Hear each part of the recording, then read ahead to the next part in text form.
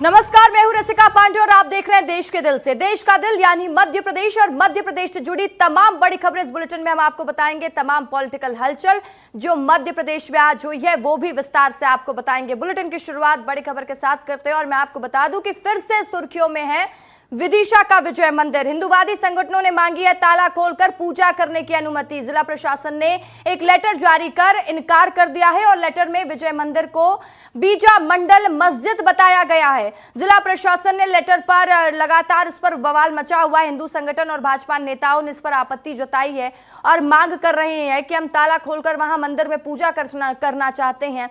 Collector ने letter पर सफाई दी है। विजय मंदिर पुरातत्व विभाग के तहत आता है और बीजा मंडल मस्जिद नाम पुरातत्व विभाग में दर्ज है।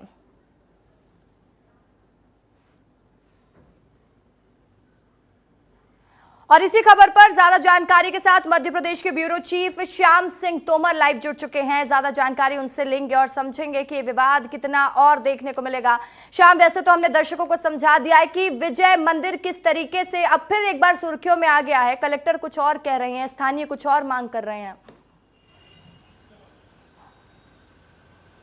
देखिए रसिका, इसको और हमारे दर्शकों को ऐसे समझना चाहिए कि विजय मंदिर बरसों से सदियों से वहाँ पर स्थापित है और उसको मुस्लिम आक्रांताओं ने कई बार तोड़ा, कई बार जमींदोज किया।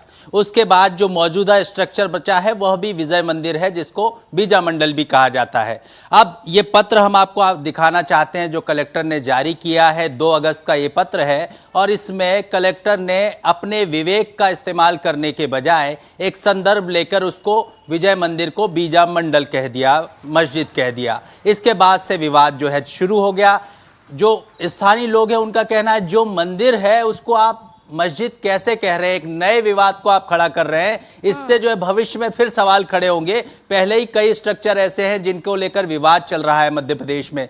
तो कलेक्टर ने अगर अपने विवेक का इस्तेमाल किया होता, बुद्धि का इस्तेमाल किया होता तो इस तरह की स्थितियां नहीं बनती। कलेक्टर तो संवेदनशील होना ही चाहिए था।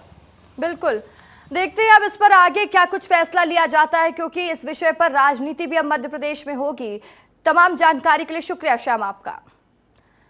तो चलिए खबरों में बढ़ते आगे और मैं मध्य प्रदेश वासियों के लिए, क्योंकि अच्छी बात है, लगातार हम रोजगार की मांग करते हैं और उस लिहाज से ये खबर आपके लिए काफी महत्वपूर्ण है, क्योंकि मध्य प्रदेश में निवेश और रोजगार सरकार के प्राथमिकता में शामिल है।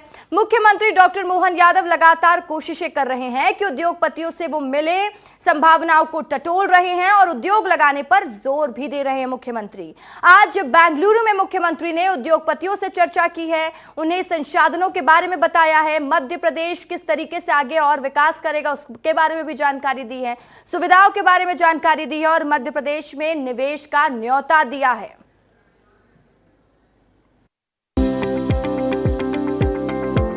मध्य प्रदेश सरकार इन दिनों निवेश बढ़ाने को लेकर काम कर रही है। मुंबई, जबलपुर और कोयम्बटूर में उद्योगपतियों से मुलाकात के बाद मुख्यमंत्री डॉक्टर मोहन यादव बेंगलुरु पहुंचे हैं। निवेश प्रोत्साहन के लिए बेंगलोर में आयोजित round table session on investment opportunity in Madhya Pradesh में उद्योगपतियों से संवाद किया। राउंड टेबल सेशन में मध्य प्रदेश में उद्योगों के लिए अवसर, संभावनाओं और नीतियों पर उद्योगपतियों के साथ विस्तृत चर्चा हुई, जिसमें उद्योगपतियों ने अपने अनुभव साझा किए। मुख्यमंत्री डॉक्टर मोहन यादव ने उद्योगपतियों के साथ नेटवर्किंग डिनर भी किया। उद्योगपतियों ने राउंड टेबल सेशन में अधोसंरचना, ecosystem, engineering, research, skill development आदि विषयों पर विचार रखे और सुझाव भी दिए। चर्चा के बाद मुख्यमंत्री ने कहा कि उद्योगों की स्थापना और उद्यमियों को प्रोत्साहन से मध्य प्रदेश सभी क्षेत्रों में आगे बढ़ेगा। उद्योगों के सहयोग से ही मध्य प्रदेश और प्रधानमंत्री के आत्मनिर्भर और विकसित भारत की संकल्पना साकार करेगा। नेस्कॉम, जो कि आईटी कंपनी की ख्यातनाम संस्था है, के प्रतिनिधियों द्वारा राउंड टेबल चर्चा की गई और उसमें काफ़ी अच्छे सकारात्मक परिणाम आने की संभावना है।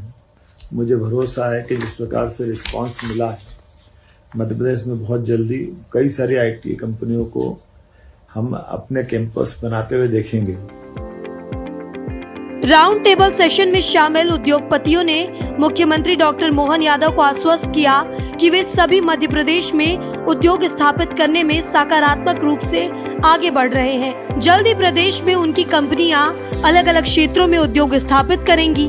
उद्योगपतियों ने कहा कि मुख्यमंत्री डॉक्टर मोहन यादव के नेतृत्व में वर्तमान में उद्योगों को विस्तारित करने, उद्योगों को लगाने में प्रशासनिक तौर पर सहयोग देने, उद्योग लगाने में आने वाली दिक्कतों को दूर करने के लिए सरकार की तत्परता को देखते हुए उद्योग लगाने के लिए मध्य प्रदेश में अनुकूल माहौल बना है।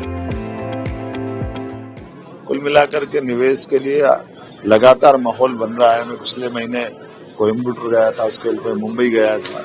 पूरे देश के अलग अलग राज्यों में हम दौरा कर रहे हैं और मध्य प्रदेश में निवेश की संभावनाओं को लेकर बात भी कर रहे हैं। हर जगह से अनुकूल प्रस्ताव आ रहे हैं। दरअसल मध्य प्रदेश में आर्थिक और प्रशासनिक क्षमता को बढ़ावा देने के लिए आईटी, रक्षा और अंतरिक्ष विज्ञान में निवेश को आकर्षित करने के लिए बेंगलोर में एक इन्वेस्टर समिट आयोजित किया गया।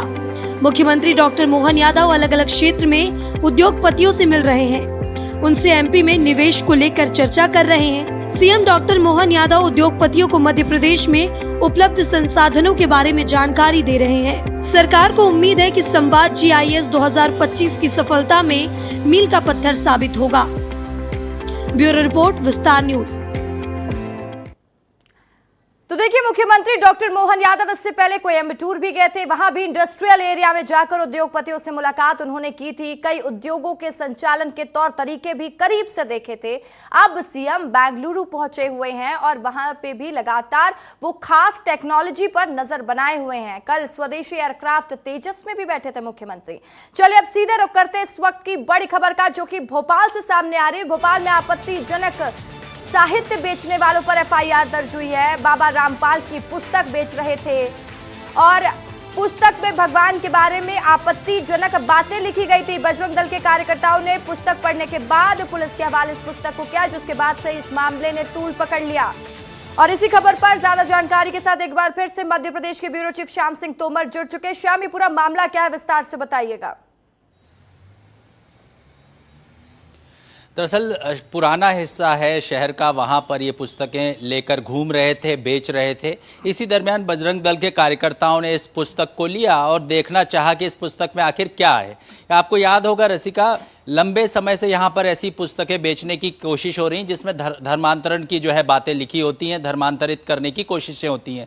उसी अंदेशे में इस पुस्तक को जब खोला गया तो उसके अंदर काफ़ी कुछ बातें ऐसी लिखी हुई थी जो आपत्तिजनक हैं, सनातन धर्म के बारे में ठीक नहीं है। इस पर आपत्ति करते हुए थाने ले जाया गया और उनके ऊपर FIR करवाई गई। 4 लोग हैं जिनको पकड़ा गया है। किसी बाबा के अनुयायी बताते हैं वो खुद को, और उन्हीं के लिए ये इस तरह की पुस्तकें बेचते हैं, लोगों के बीच जाते हैं।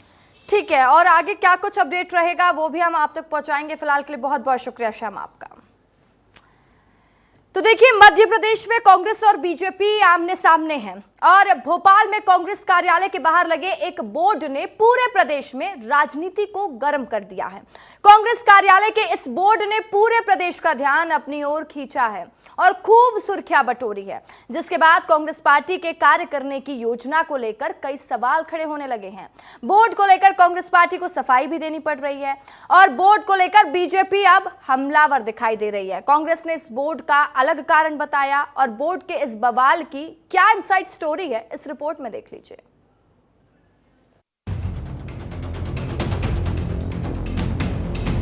पिछले 20 सालों से सत्ता से बाहर रही कांग्रेस के एक फैसले से मध्य प्रदेश की राजनीति गर्मा गई है। पूरा मामला कांग्रेस कार्यालय के बाहर लगे एक बोर्ड को लेकर हुआ है। इस बोर्ड में कांग्रेस में बदलाव की बात लिखी हुई थी, लेकिन बदलाव संगठन में किसी पद को लेकर नहीं बल्कि कार्यालय के काम के समय को लेकर था। कांग्रेस कार्यालय में लगे इस बोर्ड पर कॉर्पोरेट कल्चर के तौर तरीकों से काम करने की बात लिखी हुई थी। इसी बोर्ड में कांग्रेस दफ्तर में आने वालों के लिए निर्देश जारी किए गए थे। सरकारी सिस्टम की तरह कांग्रेस दफ्तर में समय तय किया गया था। सुबह 11 बजे से लेकर शाम 6 बजे तक पीसीसी कार्यालय खुले रहने की बात कही गई थी।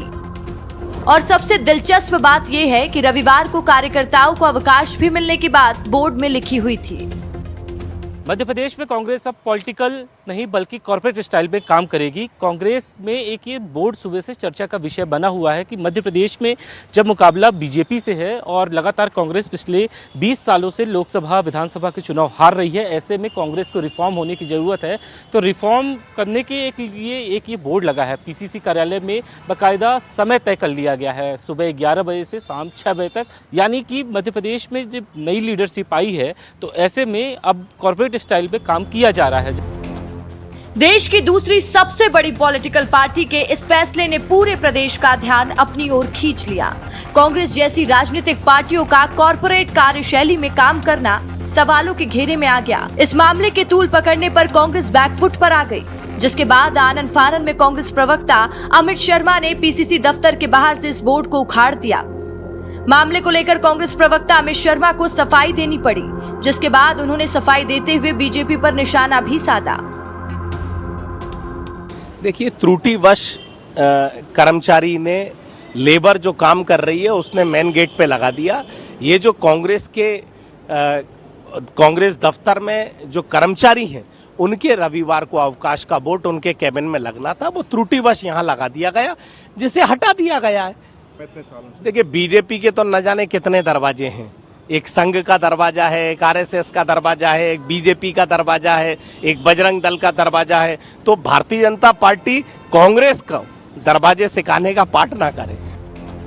अब इतनी बड़ी बात हो तो विरोधी पार्टी कैसे शांत रह सकती है? मामले को लेकर बीजेपी ने भी कांग्रेस पर तंज कसा है।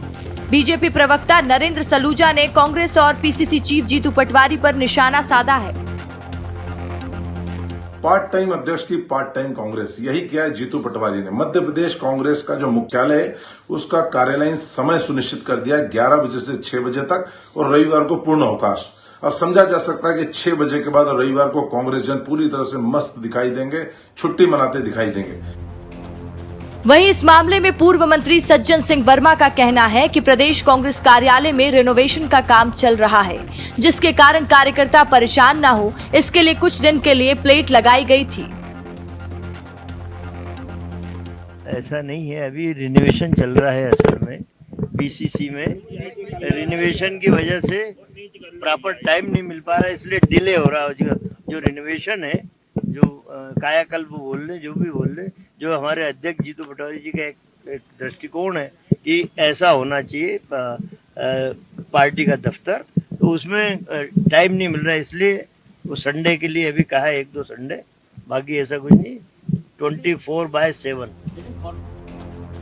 वैसे इन दिनों कांग्रेस कार्यालय में रेनोवेशन चल रहा है। 15 अगस्त तक कांग्रेस दफ्तर का काम पूरा करने का target PCC chief Jitu Patwari की तरफ से पदाधिकारियों को दिया गया है।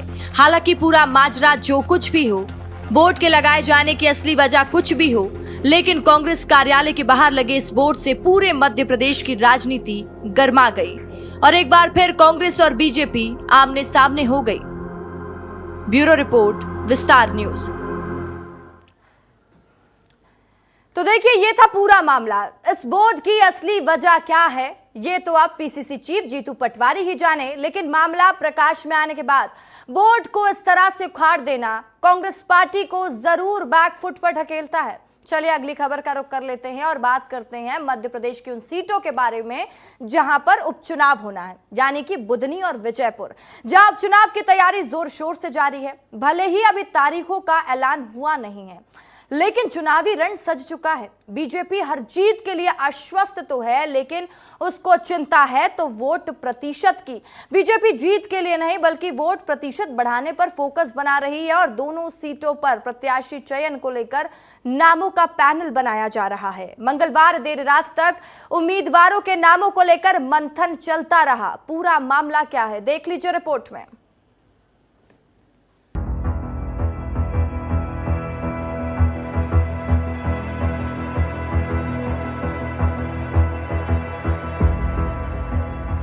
मध्य प्रदेश की 2 सीटों पर होने वाले उपचुनाव को लेकर बीजेपी तैयारियों में जुट गई है।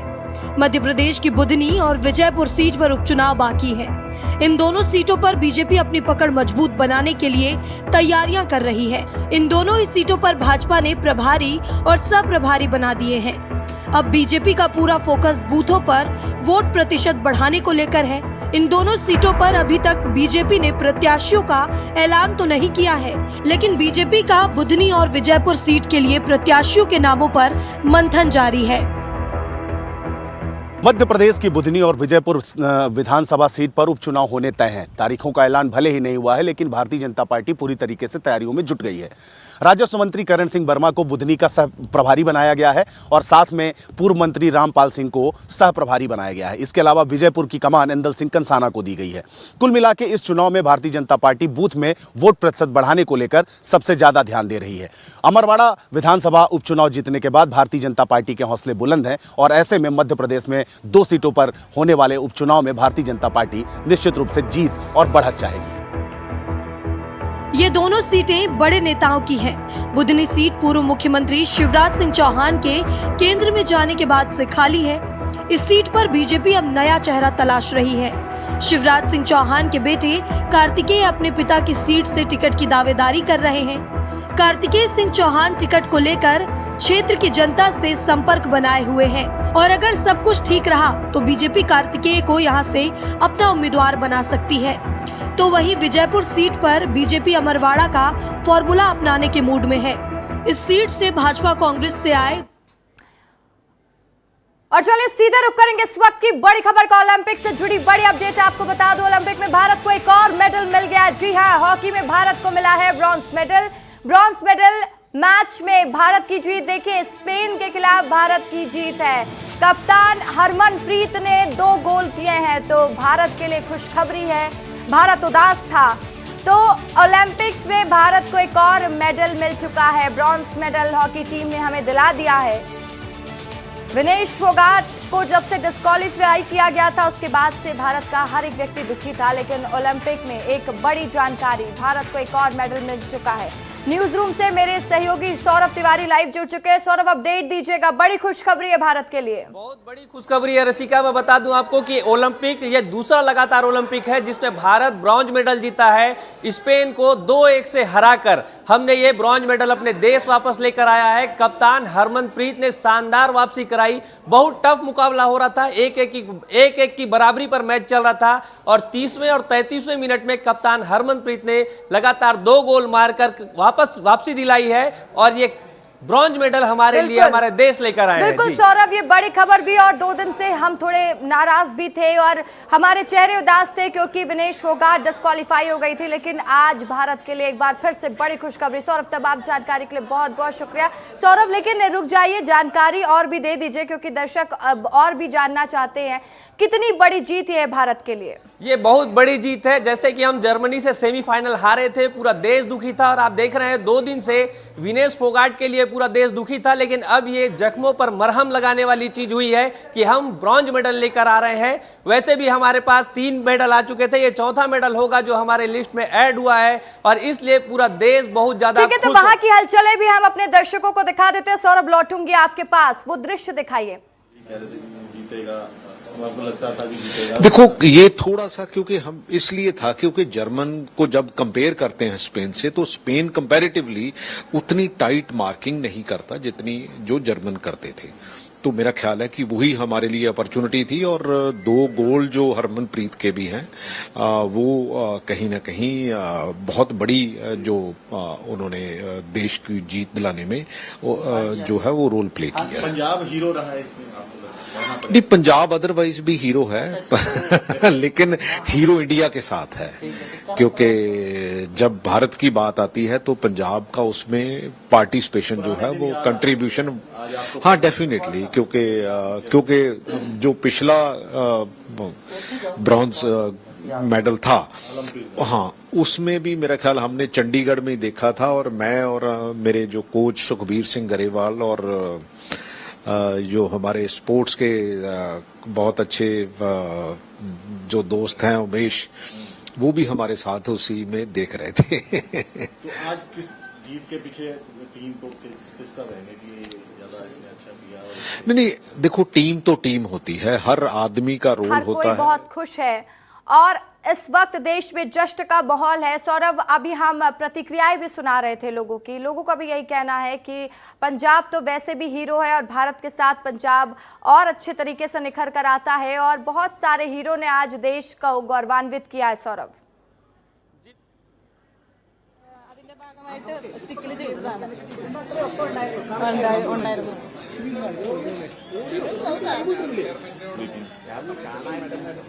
തീർച്ചയായിട്ടും റിട്ടയർമെന്റ് കരിയർ ബെസ്റ്റ് പെർഫോമൻസോടെ ഒരു വലിയ മേജർ ടൂർണമെന്റ് കളിച്ച് റിട്ടയർ ചെയ്യണമെന്നാണ് റിട്ടയർമെന്റിനെ പറ്റി പറയുമ്പോൾ എപ്പോഴും പറയാറുള്ളത്.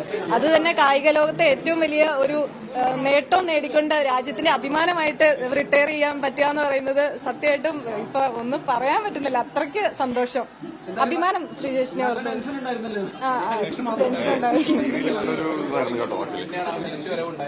തീർച്ചയായിട്ടും ഇപ്പൊ നമ്മുടെ എന്താ പറയാ ഹോക്കിക്ക് ഇപ്പൊ അടുപ്പിച്ച് 2 വർഷം മെഡൽ നേടിക്കൊടുക്കാൻ കഴിഞ്ഞ ടീമിലെ അംഗവുമാണ്. അപ്പോൾ തീർച്ചയായിട്ടും ഒരുപാട് സന്തോഷം, ഒരുപാട് അഭിമാനം ഈ ഒരു മൊമെന്റില്. तो देखिए परिवार के लोगों में भी कितनी खुशी है। सौरभ लगातार न्यूज रूम से लाइव जुड़े हुए हैं, लोगों से भी बातचीत कर रहे हैं क्योंकि इस वक्त हमारे न्यूज रूम में भी काफी रौनक है, लोग काफी खुश है। सौरभ, आप बातचीत करिए, बताइए। जी बिल्कुल, मैं आपको अनमोल के पास ले चलता हूं। अनमोल बताएंगे पूरे मैच में क्या क्या हुआ। अनमोल बताइए क्या था मैच का हाल। देखिए सौरभ, 30 मिनट का खेल बीत चुका था, 1-1 से दोनों ही टीम बराबर था और देखिए 30वें मिनट पर जो है पेनाल्टी कॉर्नर मिला भारत को, जहां पर हमने लीड किया और हम जो है 2-1 से आगे हो गए। देखिए 33वें मिनट पर हार्दिक सिंह ने वीडियो रेफरल मांगा, उसके बाद जो है रेफरी ने पेनल्टी दी। इसका फायदा उठाकर हरमनप्रीत सिंह जो है कप्तान है, जिन्होंने नेतृत्व किया है और आज एक बहुत ही अच्छा नेतृत्व करते हुए भारत को एक मेडल दिलाया है, उन्होंने जो है इस टूर्नामेंट का 10वां गोल किया। आप समझिए कि उनका कितना अच्छा शानदार प्रदर्शन रहा इस पूरे टूर्नामेंट में। देखिए स्पेन को भी कई पेनल्टी कॉर्नर मिले लेकिन वो फायदा नहीं उठा पाए, जिसकी वजह से उनकी हार हुई। और एक महत्वपूर्ण बात यह है कि जो अभिषेक है इंडियन टीम के प्लेयर, उनको ग्रीन कार्ड दिया गया था, मैदान से वो 2 मिनट बाहर रहे थे, इसके बावजूद हमारी टीम जीती है। और सबसे बड़ी बात क्या है कि 44वें मिनट पर जो है पेनाल्टी कॉर्नर फिर से मिला था भारत को, लेकिन यहाँ पर गोल नहीं हो पाया, नहीं तो हम और जो है लीड हो सकते थे और शायद ये मुकाबला 3-1 से जीत सकते थे। अब देखिए आखिरी मिनट पर क्या हुआ है कि 59वें मिनट पर स्पेन को गोल पेनल्टी कॉर्नर मिल गया, वो गोल कर सकते थे। समझिए 1 मिनट का गेम बाकी था, तो इतना कड़ा मुकाबला हुआ और आखिरकार भारत ने इस गेम को जीत लिया और जो ब्रोंज मेडल है वो भारत आ गया और ओलंपिक में हमने एक और मेडल अपने हिस्से कर लिया नाम। तो रचिका, आपने देखा कि कितने कड़े मुकाबले में, कांटे की टक्कर के मुकाबले में हमने स्पेन को हराया है और ये मेडल लेकर आया है वापस।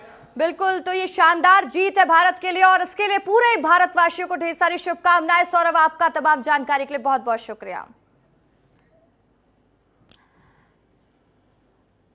देखिए भारत ने स्पेन को 2-1 से हरा दिया है। ओलंपिक्स में भारत को एक और मेडल मिल चुका है, ब्रॉन्ज मेडल मिला है भारत को और इस शानदार जीत के बाद आज पूरा देश गौरवान्वित है। और इसी के साथ फिलहाल के लिए मुझे दीजिए इजाजत। खबरों की लगातार अपडेट्स के लिए आप बने रहे विस्तार न्यूज के साथ।